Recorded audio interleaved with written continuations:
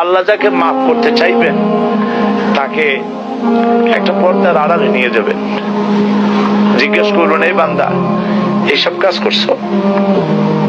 এখন আল্লাহ জিজ্ঞেস করতেছেন, সে তো ভয়তে অস্থির হয়ে যাবে, কেন্দ্রে পাগল হয়ে যাবে, আল্লাহ করে ফেলছি, আমার মাফ করে দাও।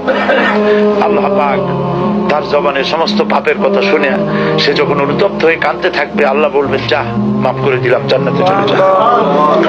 এইটা হচ্ছে হিসাবে ইয়াসির। আল্লাহুম্মা হাসিবনি হিসাবান ইয়াসিরা। কাবা শরীফ মানুষ যখন তাওয়াফ করে, এই তাওয়াফের ষষ্ঠ তাওয়াফে একটা দোয়া আছে। এই দোয়া আমি যখনই পড়ি আমি চোখের পানি রাখতে পারি না।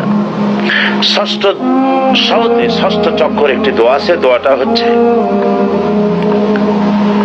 আল্লাহুম্মা ইন্না আলাইয়া হুকুকান কাসীরান ফীমা বাইনি ওয়া বাইনাক।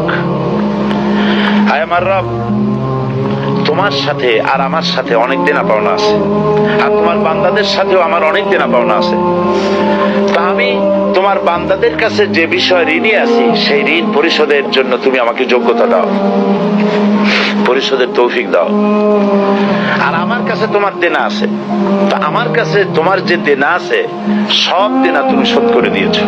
আমার চোখ দিয়েছো, মুখ দিয়েছো, কান দিয়েছো, স্বাস্থ্য দিয়েছো, বউ দিয়েছো, বাচ্চা দিয়েছো, টাকা দিয়েছো।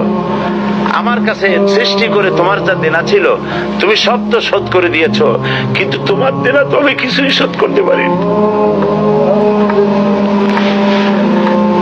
তোমার দেনা আমার শোধ করার একটা পথ আছে মাবুদ, সেই পথটা হলো তুমি আমার মাফ করে দাও।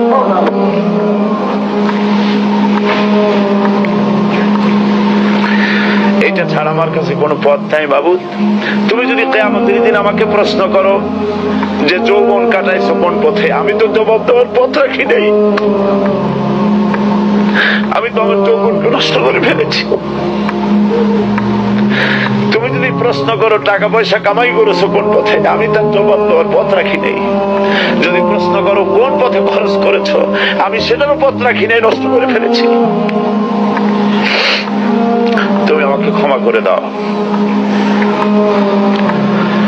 সেজন্য আল্লাহর কাছে দোয়া করতে হবে, রব্বানা আতিনা ফিদ দুনিয়া হাসানাতা ওয়া ফিল আখিরাতি হাসানা ওয়া কিনা আযাবান নার ওয়া আদখিলনাল জান্নাতা মাআল আবরার ওয়া আদখিলনাল জান্নাতা বিগাইরি হিসাব।